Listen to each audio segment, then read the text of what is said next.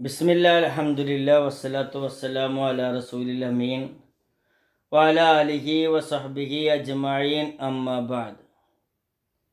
ഏറ്റവും പ്രിയമുള്ളവരെ, പഠനം എളുപ്പമാക്കാൻ എന്ത് ചെയ്യും എന്ന് പല ആളുകളും ചോദിക്കുന്ന ഒരു ചോദ്യമാണ്. യഥാർത്ഥത്തിൽ പഠനം എളുപ്പമാക്കാൻ നമ്മുടെ താല്പര്യത്തെ വളർത്തുക എന്നത് ഏറ്റവും പ്രധാനപ്പെട്ട കാര്യമാണ്. താല്പര്യം വളർന്നു വരുന്നതിനനുസരിച്ച് പഠിക്കാനുള്ള പ്രയത്നത്തെ കൂട്ടാനും ത്യാഗത്തെ വർദ്ധിപ്പിക്കാനും നമുക്ക് സാധിക്കും. ഒരാൾ ഒരു കാര്യത്തിൽ ത്യാഗം ചെയ്യണമെങ്കിൽ ആ കാര്യത്തിലുള്ള താല്പര്യമുണ്ടാകണം. ഒന്നാമത്തത് അതാണ്. രണ്ടാമത്തെ കാര്യം, നൈരന്തര്യം കാത്തു സൂക്ഷിക്കുക അഥവാ നിരന്തരമായി പഠിക്കുക എന്നത് ഏറ്റവും പ്രധാനപ്പെട്ട കാര്യമാണ്. ഒരാൾ ഒരു വിഷയം തന്നെ എല്ലാ ദിവസവും ഒരു അരമണിക്കൂർ പഠിച്ചാൽ 5 വർഷം കൊണ്ട് അയാൾ ആ കാര്യത്തിൽ ലോകത്തിലെ ഏറ്റവും വലിയ എക്സ്പേർട്ടാകും എന്നാണ് പഠനങ്ങൾ തെളിയിച്ചിട്ടുള്ളത്. അതുകൊണ്ട് തന്നെ നമ്മൾ പഠിക്കുക എന്നത് ഏതെങ്കിലും ഒരു താല്പര്യത്തിൻ്റെ നേരത്ത് പഠിക്കാനിരിക്കുകയും താല്പര്യമില്ലാതാകുമ്പോൾ അതവിടെ ഇട്ടുപോവുകയും ചെയ്യുന്നൊരവസ്ഥ ഇല്ലാണ്ടിരിക്കാൻ ശ്രദ്ധിക്കുക. മൂന്നാമത്തെ കാര്യം, ആ പഠിക്കുന്ന അറിവ് നമുക്ക് ഉപകാരപ്പെട്ടതാണ് എന്നുറപ്പിക്കുക. ഉപകാരപ്പെടുന്ന അറിവിന് വേണ്ടിയാണ് നമ്മൾ കൂടുതൽ ത്യാഗങ്ങളെ സ്വീകരിക്കേണ്ടത്. അപ്പോൾ ത്യാഗങ്ങളുമായി ബന്ധപ്പെട്ട് നമുക്ക് ത്യാഗത്തെ സഹിക്കാനും ആ ത്യാഗത്തെ വർദ്ധിപ്പിക്കാനും നമുക്ക് സാധിക്കുക ഉപകാരത്തിൻ്റെ റേഞ്ച് നോക്കിയാണ്.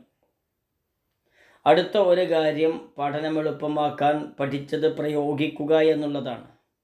അറിവ് ധാരാളം ശേഖരിക്കുന്നതും മറ്റുള്ളവർക്ക് വിതരണം ചെയ്യാനോ അല്ലെങ്കിൽ പ്രായോഗിക ജീവിതത്തിൽ കൊണ്ടുവന്ന് നമ്മുടെ ജീവിത സമാധാനത്തിന് ഉപകരിക്കാനോ വേണ്ടിയാണ്. ആ രൂപത്തിൽ പഠനത്തെ കൈകാര്യം ചെയ്യുമ്പോൾ അത് നമ്മുടെ ജീവിതത്തിൽ വളരെ വലിയ ഉപകാരത്തെ കൊണ്ടുവരും എന്നുള്ളത് നമ്മൾ ചിന്തിക്കേണ്ടതുണ്ട്. അടുത്ത ഒരു കാര്യം, പഠനത്തിൻ്റെ ലക്ഷ്യത്തെ മറക്കാതിരിക്കുക എന്നത് ഏറ്റവും പ്രധാനമാണ്. ഞാനിത് പഠിച്ചിട്ട് എന്താണ് എന്നൊരു ചോദ്യത്തിന് ആശ്വാസകരമായ ഒരു ഉത്തരം നൽകാൻ സാധിക്കുമ്പോൾ ആ കാര്യത്തിൽ നമുക്ക് നല്ല രൂപത്തിൽ ഇടപെടാൻ സാധിക്കുമെന്നത് നമ്മുടെ അനുഭവമാണ്.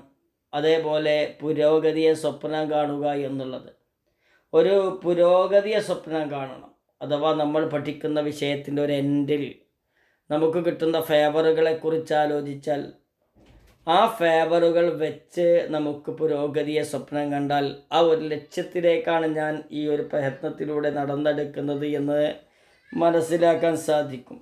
ഇനിയോ ഇതൊക്കെ ഉണ്ടെങ്കിലും ഈ പഠനത്തിന് സമയം കൊടുക്കുക എന്നതും സമയക്രമം സ്വീകരിക്കുക എന്നതും പഠനക്രമം രൂപീകരിക്കുക എന്നതും ഒരു ടൈം ടേബിൾ അനുസരിച്ച് പഠിക്കുക എന്നതും ഒക്കെ ആവശ്യമാണ്. പഠനത്തിന് നോട്ട് എഴുതാൻ സഹായിക്കും. അതേപോലെ പഠനവുമായി ബന്ധപ്പെട്ട കാര്യങ്ങൾ പുറത്തുനിന്ന് ശേഖരിക്കൽ നമുക്ക് ഉപകാരപ്പെടും. ഈ പഠനവുമായി ബന്ധപ്പെട്ട് മറ്റുള്ളവരുടെ പുസ്തകങ്ങൾ, അറിവുകൾ ഇതൊക്കെ പല സ്ഥലത്തു നിന്നും ശേഖരിച്ച് അവയൊക്കെ ഒന്ന് കോർത്ത് നോക്കി ഒന്ന് തട്ടിച്ചു നോക്കി പഠിക്കുമ്പോൾ ആ പഠനം നമുക്ക് ഉപകാരപ്പെടും. ഏത് പഠനത്തിൻ്റേതാണെങ്കിലും പഠനത്തിൻ്റെ നന്മയുടെ പഠനത്തിൻ്റെ സമയം ചെലവഴിക്കുമ്പോൾ സ്വർഗത്തിലേക്കുള്ള എളുപ്പവഴി സ്വീകരിക്കുകയാണ് എന്നൊരു ചിന്തയിലൂടെ മുന്നോട്ട് പോകാൻ നമുക്ക് സാധിക്കണം. അങ്ങനെ ആവുമ്പോൾ ആ കാര്യം നമ്മുടെ ജീവിതത്തിൽ വളരെ വലിയ സ്വാധീനം ചെലുത്തുമെന്ന് നമ്മൾ വിചാരിക്കേണ്ടതുണ്ട്, ചിന്തിക്കേണ്ടതുണ്ട്. എന്തായിരുന്നാലും നല്ലവണ്ണം പഠിക്കാനും പഠിച്ചത് പകർത്താനും ജീവിതത്തിൽ അത് കൊണ്ടുവരാനും നമുക്ക് സാധിക്കണം. അല്ലാഹു അതിനെ നമ്മളെ സഹായിക്കട്ടെ. അസ്സലാമു അലൈക്കും വറഹ്മത്തുള്ളാഹി വബറകാതുഹു.